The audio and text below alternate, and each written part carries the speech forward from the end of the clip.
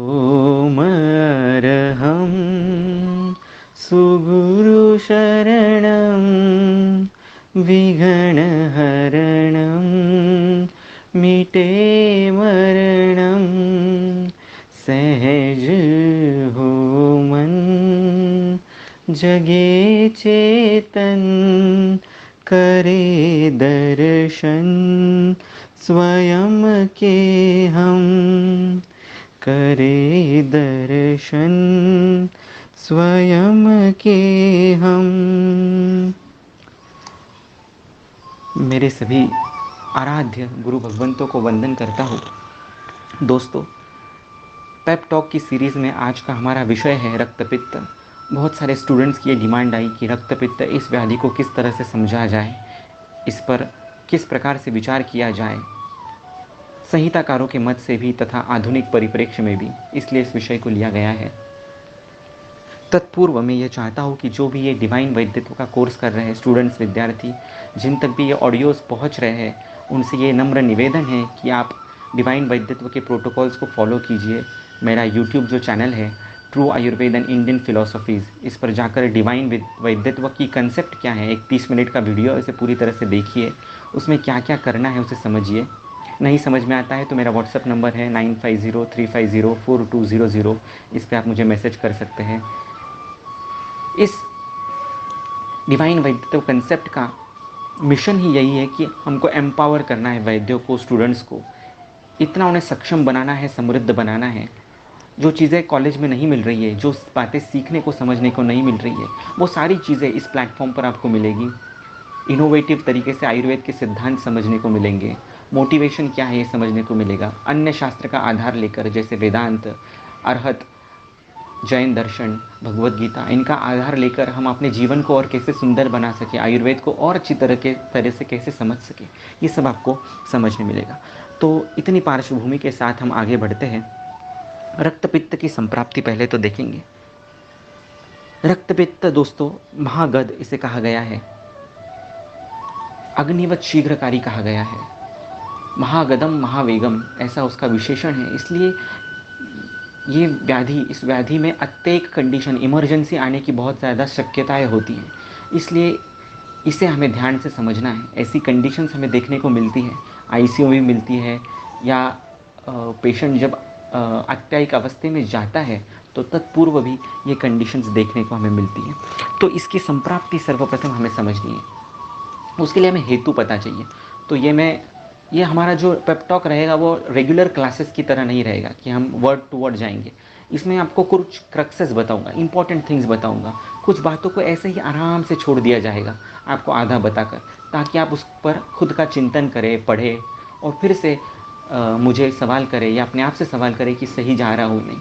ये pep talk का उद्देश्य इंस्पायर करना, आपको नए टॉपिक को एक अलग ढंग से समझ में आ जाए, साथ ही साथ आपकी चेतना बढ़े, आपको आपकी उस विषय को समझने की इच्छा शक्ति बढ़े, ये इन पेप टॉक का उद्देश्य है।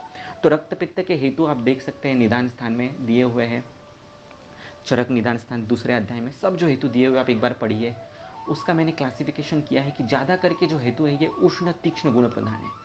तो रक्तपित्त यदि होना है तो पित्त का प्रकोप प्रायः उष्ण तीक्ष्ण गुणात्मक हेतुओं से होना है तो ही होगा।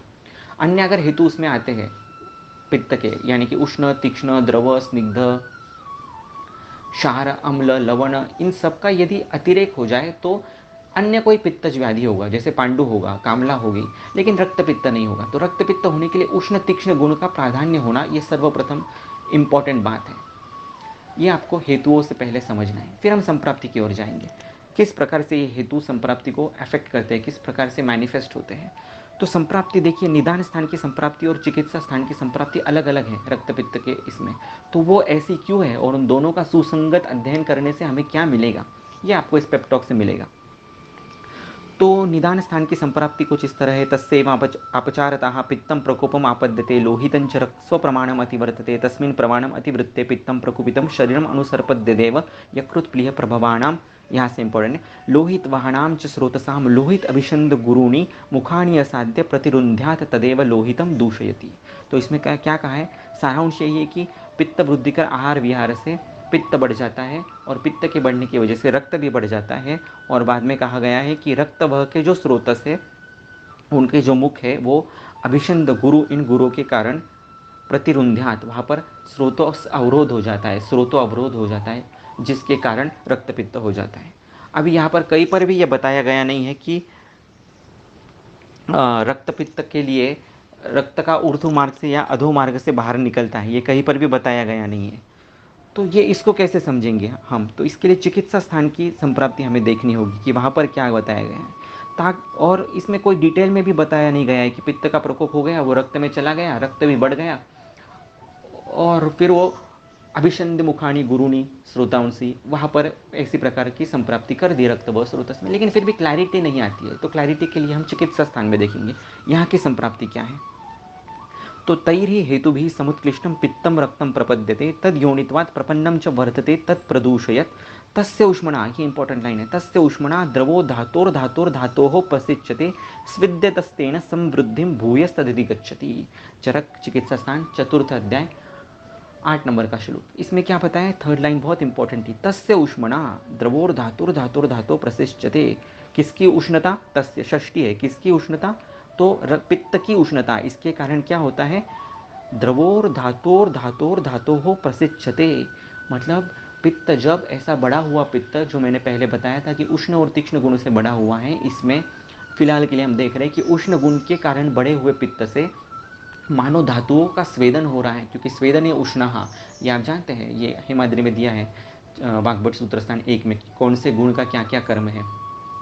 तो इस उष्ण गुणात्मक पित्त का पूरे शरीर में संचरण होने के कारण जब वो धातुओं के संपर्क में आएगा ऐसा पित्त उष्ण गुणात्मक, तो धातुओं का स्वेदन होगा। उस कारण धातुओं में जो उदक अंश है, धातुओं में जो स्थित उदक धातु है, जो द्रव गुण स्निग्ध गुण है, हर कोई धातु का, मांस का ले लीजिए, मेद का, अस्थि, मज्जा, शुक्र, हर किसी का जो स्निग्धांश है, द्रवांश है, उदक धातु है, वो उस उष्णता के कारण निकलेगा बाहर।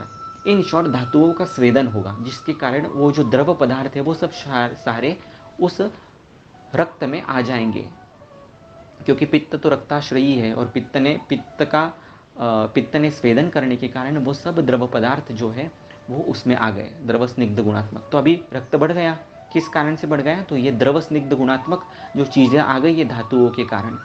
तो बेसिकली ये विमार्ग गमन हो रहा है, बाकी धातुओं का विमार्ग गमन, मतलब मेद का स्निग्धांश भी रक्त में आएगा, अस्थि का भी आएगा, मज्जा का भी आएगा। जो जो धातुएं अफेक्ट हो रही है रक्तगत पित्त की उष्णता से, वो सब द्रवीभूत होकर उदक स्वरूप में रक्त में आ रही है, जिसके कारण रक्त का वर्धन हो रहा है। तो जो निदान स्थान की संप्राप्ति दी थी कि पित्त बढ़ने से रक्त बढ़ जाता है, तो इस प्रकार से नहीं हो रहा है। पित्त के उष्ण गुण के बढ़ने के कारण बाकी धातुओं का स्वेदन होकर धातुर्धातु प्रसिच्यते, वो सब उदकांश जो है वो रक्त में आ रहा है। और इसमें भी जब हम द्रव अंश उसमें से निकल जाता है तो उष्ण द्रव इसके संयोग से जो है एक प्रकार का पिच्छिलता उस रक्त में आ जाती है। इसलिए वो स्रोतोमुख जो है, यानी कि रक्त व स्रोतस के जो मूल स्थान है, वहाँ पर ये चिपचिपा रक्त, उनका आवागमन उस क्षेत्र में ज़्यादा होता है। इसलिए ये द्रव स्निग्ध गुरुणी, ये तो रक्त व स्रोतस की दुष्टि हेतु में भी बताया गया है कि द्रव स्निग्ध गुरुणी च, ये रक्त व स्रोतस का दुष्टि हेतु है। तो ऐसे गुणों के वर्धन से रक्त के कारण वहाँ पर जो स्रोतोमुख है, यकृत और प्लीहा में, वो अवरुद्ध हो जाते हैं, वहाँ पर चिपचिपाहट ज़्यादा फैल जाती है। इसी कारण वहाँ से आवागमन ठीक से नहीं हो पाता है बाकी भाव पदार्थों का। और बाद में क्या होता है, तो तीक्ष्ण गुण की भी अपने पित्त का जो है वो भी अपना प्रभाव दिखाता है। तो उस तीक्ष्ण गुण के कारण यदि तीक्ष्ण गुण भी बढ़ा हुआ है तो उन सिराओं का भेदने तीक्ष्ण भेदन होता है। और इसी कारण से कहाँ पर भेदन हुआ है? आमाशय में, ऊर्ध्व या अधो। तो ऊर्ध्व हुआ है तो ऊर्ध्व मार्ग से, नासा से, आँख से, मुख से उस रक्त का प्रवर्तन हो जाता है। और आमाशय के अधो भाग में यदि वो हुआ है तो फिर गुद मार्ग से, योनि मार्ग से, मूत्र मार्ग से उस रक्त का प्रवर्तन हो जाता है, जिसे हम रक्त पित्त इस नाम से समझते हैं। अब इसमें 2-3 बातें समझना बहुत ज़रूरी है आपको। पहले तो निदान स्थान में जो रक्त पित्त की संप्राप्ति बताई है वो कुछ अलग है। वहाँ पर उन्होंने तदेव लोहितम दूषयति यहाँ पर आकर छोड़ दिया है। उन्होंने ये बताया नहीं कि रक्त पित्त बाहर कैसे आ रहा है, ये बड़ा हुआ रक्त पित्त ऊर्ध्वमुख से अधोमुख से कैसे आ रहा है, नहीं बताया है। उन्होंने लोहितम दूषयति यहाँ कर छोड़ दिया है। इसका मतलब क्या है? सीधी सी बात है कि निदान स्थान का प्रयोजन जो है वो संप्राप्तियों को बताना उसका प्रयोजन है। किस किस तरह से अलग अलग संप्राप्तियाँ होती है ये बताना निदान स्थान का प्रयोजन, चिकित्सा बताना उसका प्रयोजन नहीं है। आपको कभी ये प्रश्न पड़ा होगा कि निदान स्थान में 8 ही व्याधियों का क्यों वर्णन है जबकि चिकित्सा स्थान में तो बहुत सारे व्याधियों का वर्णन है। तो ये बहुत बड़ी बात है, बहुत गहरी बात है कि निदान स्थान मतलब क्या है। तो अलग अलग संप्राप्तियाँ कैसे हो सकती है इसका एक उपलक्षण मात्र है, यानी कि अनेकों सैकड़ों व्याधियाँ होगी, लेकिन जो भी कोई व्याधियाँ होगी उनको इसी 8 ट्रैक से जाना होगा।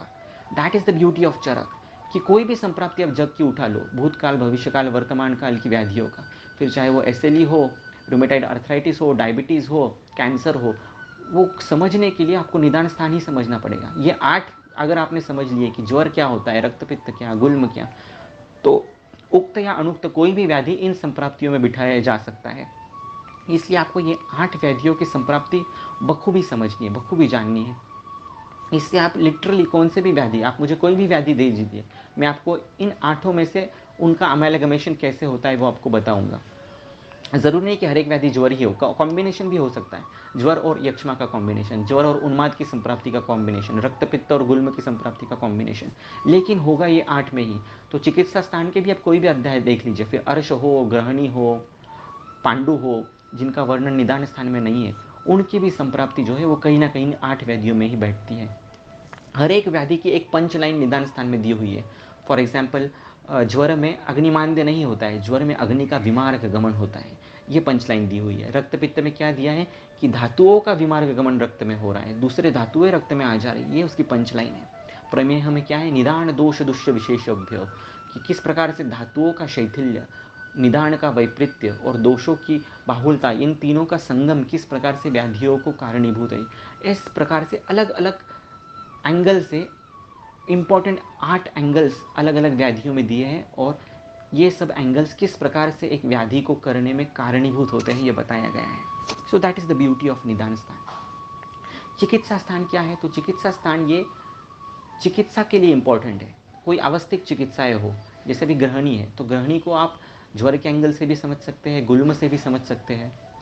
तो फिर अलग से बताने की आवश्यकता क्यों पड़ी, क्योंकि ग्रहणी में बहुत सारी अलग अलग अवस्थाएं आएंगी, तो उस अवस्था में क्या चिकित्सा करनी है वो समझने के लिए चिकित्सा स्थान बतलाया गया है। तो चिकित्सा स्थान का प्रयोजन कुछ अलग है, निदान स्थान का प्रयोजन कुछ अलग है। तो इस प्रकार से यदि आप समझोगे रक्तपित्त के परिप्रेक्ष्य में भी, तो लोहितम दूषयति, यहाँ पर चरक निदान स्थान, रक्तपित्त की संप्राप्ति रुक जाती है, पित्त ने रक्त को दूषण कर दिया, यहाँ पर वो खत्म होता है। लेकिन चिकित्सा स्थान में वो बताता है कि तस्य उष्मणा द्रवोर धातुर धातु प्रसिच्यते।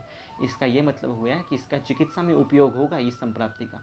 कि क्या बताया, उष्ण गुण के कारण धातुओं का स्वेदन होना और रक्त में बाकी धातुओं के स्निग्धांश का, द्रवांश का आ जाना।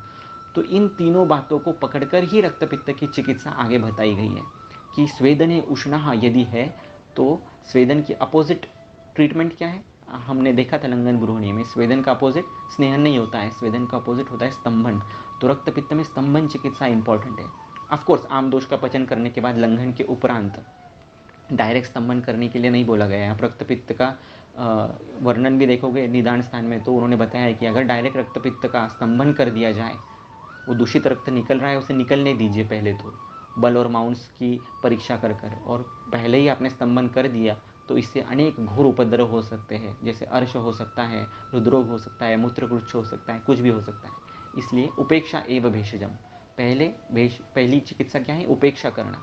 उपेक्षा का मतलब क्या होता है, उप मतलब समीप है ना, एक्षा मतलब देखना, तो किसी चीज़ को समीप से देखना उपेक्षा होता है। उपेक्षा का मतलब निग्लेक्ट करना नहीं होता है।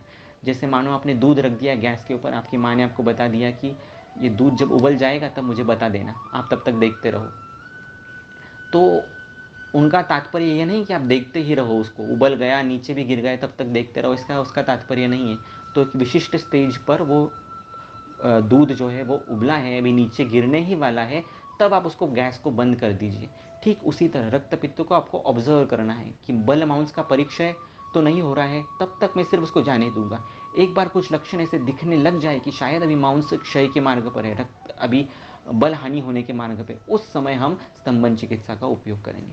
इस प्रकार से हम सिर्फ संप्राप्ति से भी चिकित्सा कौन सी करनी है वो समझ सकते हैं।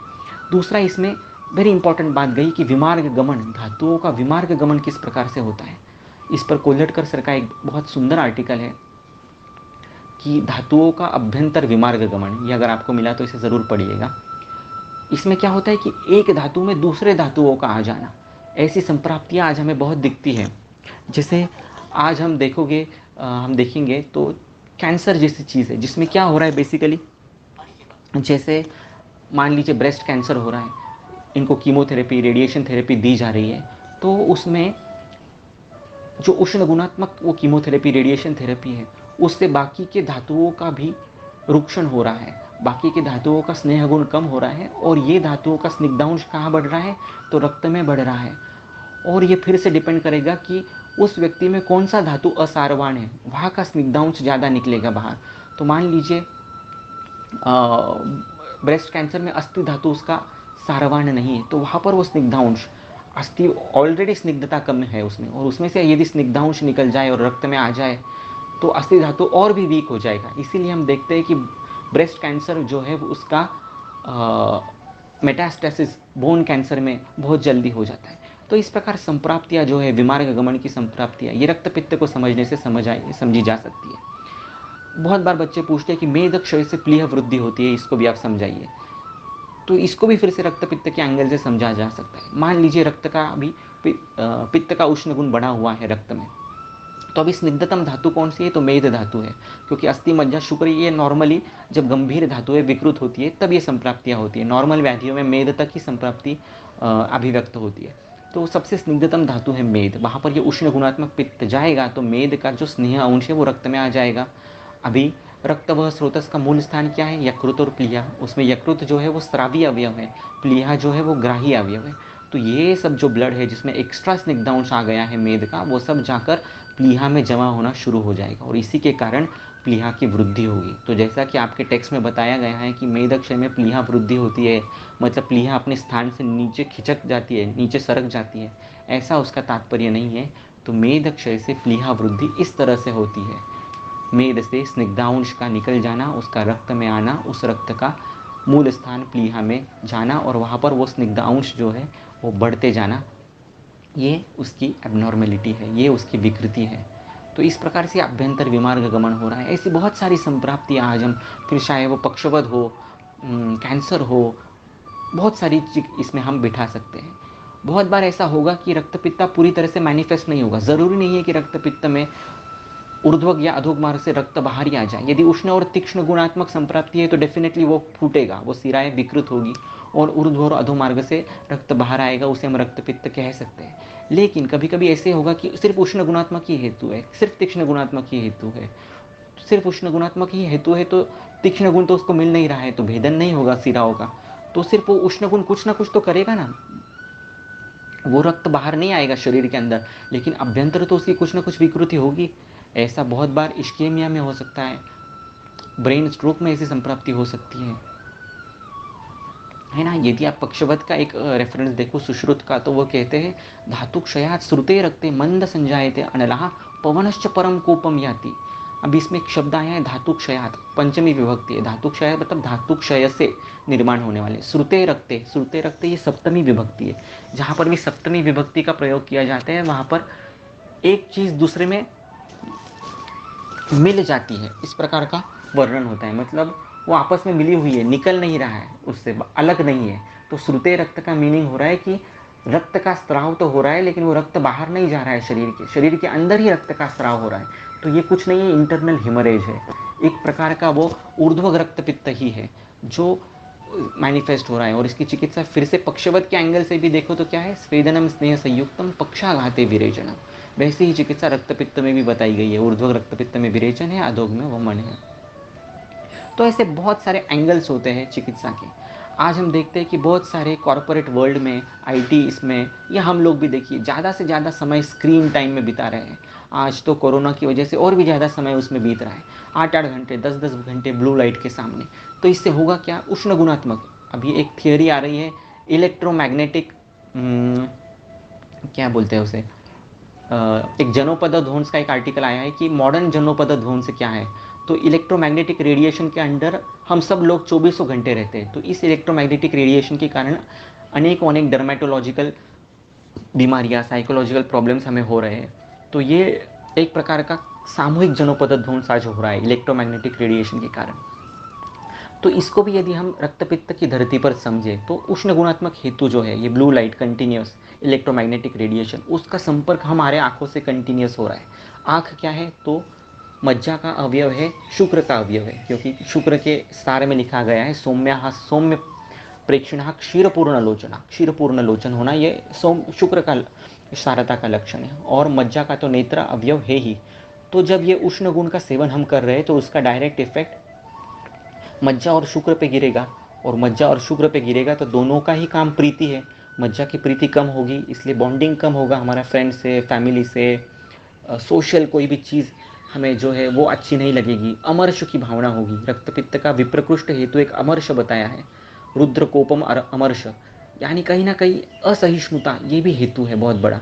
किसी चीज़ को सहन नहीं कर पाना, क्रोध एक प्रकार का, दूसरे को एक्सेप्ट नहीं कर पाना, दूसरे की मेथोडोलॉजी, आइडियोलॉजी, दूसरे का बिहेवियर हम एक्सेप्ट नहीं कर पा रहे, तो ये भी रक्तपित्त का हेतु है। ये रक्तपित्त का लक्षण भी है, हेतु भी है। ऐसा बहुत बार हमें दिखता है कि ये मज्जा प्रीति कम हो रही है, किसी को हम एक्सेप्ट कर नहीं पा रहे हैं, हमें हर चीज़ से प्रॉब्लम है, हर व्यक्ति से प्रॉब्लम है। ये कहीं ना कहीं रक्तपित्त है। पूरी तरह से मैनिफेस्टेड रक्तपित्त नहीं है, लेकिन उसमें से समझने के लिए है कि उष्ण गुण किस प्रकार से काम कर रहा है।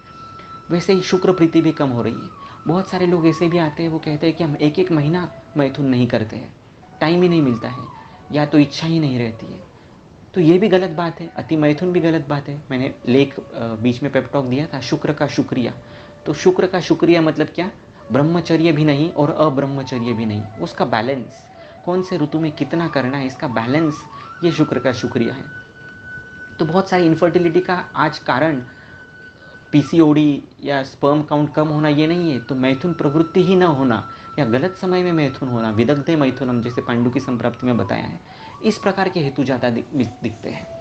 तो ये प्रीति जो है वो कम हो गई है, सामाजिक प्रीति भी मज्जाक्षय के कारण, और शुक्र की प्रीति भी कम हो गई है। और इसका प्रमुख रीज़न कहीं ना कहीं ब्लू लाइट है। तो ये भी हमें रक्तपित्त के एंगल से समझा जा सकता है। अब ये फिर से उष्ण गुण जा रहा है, इसका इफेक्ट मज्जा और शुक्र पे ज़्यादा होगा। यहाँ का स्निग्धांश क्या होगा? रक्त में चला जाएगा। अब रक्त में ये सब स्निग्धांश चला गया तो कहीं ना कहीं रक्त पर ये स्निग्धांश का उपलेप बैठेगा। तो ऐसे बहुत सारे लोग मिल रहे हैं हमें कि सेडेंटरी लाइफ है, इसलिए मेद धातु की विकृति है और ये स्निग्धांश वहाँ पर जाके रुक रहा है, मेदो व स्रोतस पे। तो एथेरोस्क्लेरोसिस जैसे चेंजेस दिख रहे हैं, सीकेडी जैसे चेंजेस दिख रहे हैं। मतलब एक तरह से मानसिक अपतर्पण हो रहा है और शारीरिक संतर्पण हो रहा है, या मानसिक, और या तो एक धातु में अपतर्पण हो रहा है और दूसरे धातुओं का संतर्पण हो रहा है। तो इस प्रकार की विमार्ग गमन की संप्राप्ति हम रक्तपित्त के माध्यम से समझ सकते हैं। ये ब्यूटी है रक्तपित्त की। ये कब समझ में आएगा? यदि आप पढ़ोगे, यदि आप रक्तपित्त निदान पढ़ोगे, चिकित्सा पढ़ोगे, फिर उसकी चिकित्सा पढ़ोगे, तब आपको डिटेल समझ में आएगा। चिकित्सा भी बहुत वंडरफुल है। ऊर्ध्वग में विरेचन है, अधोग में वमन है, उसके कारण आप पढ़ लीजिएगा, उसमें कुछ बड़ी बात नहीं है। चिकित्सा भी देखिए, उसकी पानी जो तर्पण बताया है शमन में, वो खरजूरादि तर्पण है। तो खरजूरादि तर्पण में क्या क्या है? खरजूर, मधुक और कुछ अम्ल द्रव्य, यदि अम्ल साथ में हो तो इस प्रकार से उसका तर्पण बनाने के लिए कहा है। ये सभी द्रव्य देखिए कैसे मंद गुणात्मक है। ये सब कोष्ठगत पित्त का शमन करने वाले हैं। सब जो शाखा में रक्त की दुष्टि हुई है, पित्त की दुष्टि हुई है, वहाँ पर शमन कर कर पित्त की गति कोष्ठ की तरफ करने वाले हैं, सम्यक गति कराने वाले, ऐसे ये मंद गुणात्मक द्रव्य है। तो इसको भी आपको समझना है कि ये संप्राप्ति क्या है? उष्ण तीक्ष्ण गुणात्मक। इसलिए तीक्ष्ण का विरुद्ध क्या है? मंद गुण द्रव्यों का इस्तेमाल किया गया है ग्रंथकारों ने। उष्ण गुण तो शीत गुणात्मक द्रव्यों का, कल्पनाएं भी, हिम है, तर्पण है, इस प्रकार का इस्तेमाल इसी वजह से किया गया है। वाग्भट तो कहते हैं वृषो अस्त्र पित्ते, रक्तपित्त में सबसे बेहतरीन दवाई, कैप्टन ऑफ द टीम कौन है? तो वासा। वासा के बारे में आप हिरलेकर शास्त्री करके एक बहुत प्रकांड पंडित हो गए, उनकी एक बुक पढ़िएगा, तो उसमें उन्होंने दिया है कि वासा का फंक्शन क्या है। तो वासा विदग्ध रस या विदग्ध रक्त पे काम करता है। वासा स्वर से फेन सदृश होता है, इसलिए वो मांसपेशियों पर काम करता है। जहाँ पर वो स्रोतस जो है रक्त, वह स्रोतस के जो मुख है वहाँ पर ये दुष्ट और चिपचिपाहट वाला रक्त जो है वो जम गया है, तो वहाँ पर जो मांसपेशियाँ हैं उनकी फंक्शनिंग सुधारता है वासा। इसीलिए जो है ये रक्त पित्त जो है इसका शोधन करने में उसका कटु या अणुरस है वासा का, वो तिक्त रसात्मक है, कटु अणुरस है। कटु अणुरस होने के कारण वो उद्वेगकारी है, शोधन भी करता है और शीतवीर्य और तिक्त रस के कारण शमन भी करता है। इस प्रकार का वो अद्भुत द्रव्य है, इसे इसलिए उसे अग्र में लिया गया है। चरक ने अनंता, काश्मीरी फल और अजाक्षीर, इन तीनों का विशेष उल्लेख अग्र में रक्त पित्त प्रशमन के लिए किया गया है। तो आप देखिए रक्त पित्त चिकित्सा में इन तीनों का उल्लेख आया है क्या अलग अलग तरीके से। तो इस तरीके से अग्र से भी रक्त पित्त अध्याय समझा जा सकता है और इन द्रव्यों का विशेष इस्तेमाल आपको आपकी प्रैक्टिस में करना है। आज जो एथेरोस्क्लेरोसिस के पेशेंट आ रहे हैं, कैंसर के पेशेंट आ रहे हैं, उनमें यदि रक्त पित्त के हेतु आपको मिलते हैं, उष्ण तीक्ष्ण गुणात्मक हेतु मिलते हैं, विमार्ग गमन की संप्राप्ति आपको मिलती है, तो आपको तर्पण कल्पना का यूज़ करना है, हीम कल्पना का यूज़ करना है। अनंता जैसे द्रव्यों का, अनंता क्षीरपाक, अनंता हीम या अनंता का अजाक्षीर में सिद्ध क्षीरपाक, वासा घृत, इस प्रकार के बहुत सारे आपके पास परम्यूटेशन कॉम्बिनेशंस हो जाएंगे यदि आप संप्राप्ति समझो सही तरीके से। तो मेरे ख्याल से इतना पर्याप्त रहेगा। यदि मैं बोलता रहा वर्ड बाय वर्ड तो शायद 2-3 घंटे भी कम गिरेंगे, लेकिन मेरे ख्याल से आपको जिस्ट आ गया है, कंसेप्ट समझ में आ गई है। अभी आप फिर से जाइए, पढ़िए, समझिए, क्वेश्चंस पूछिए और आगे बढ़ते रहिए। गुरु तत्व को वंदन कीजिए। मैं कोई बड़ा व्यक्ति नहीं हूँ, मुझे वंदन मत कीजिए, मुझे शरण मत जाइए। शरण जाना है तो किसी गुणों को शरण जाइए। मुझ में से आपको कुछ गुण अच्छे लगते हैं तो वो गुण लीजिए। आपकी बुद्धि को जो है वो किसी के हवाले मत कीजिए। आज आयुर्वेद में सबसे बड़ा अवगुण है कि हम गुरु गुरु गुरु करते बैठते हैं। सभी गुरु हैं, ये चरक कहते हैं, कृष्णो ही लोको बुद्धिमताम आचार्य। किसी एक को गुरु मत मानो, किसी एक व्यक्ति पर पूरी अपनी ज़िंदगी मत सौंप दो। हर किसी के अंदर जो अच्छाई है उसे ग्रहण करो और खुद की बुद्धि को आपको किसी के हवाले नहीं सौंपना है। आपकी बुद्धि जिंदा रखनी है आपको, नहीं तो फिर आप प्रोग्रेस नहीं कर पाओगे। आपको मुझसे कोई अच्छी बातें अच्छी लग रही है तो लीजिए, और किसी से लग रही है तो लीजिए, और फिर सबका अमैलगमेशन करके अपनी खुद की बुद्धि तैयार कीजिए। इसे ही कहते हैं प्रज्ञा विशुद्धि। और ये प्रज्ञा विशुद्धि यदि हो जाएगी तो आपसे कोई भी प्रज्ञा अपराध नहीं होगा। फिर वो शारीरिक प्रज्ञा अपराध भी नहीं होगा, मानसिक प्रज्ञा अपराध भी नहीं होगा। आप गलत चीज़ों को पढ़ोगे भी नहीं, गलत लोगों से मिलोगे भी नहीं, गलत चीज़ें खाओगे भी नहीं, हर कुछ आप सही करते जाओगे।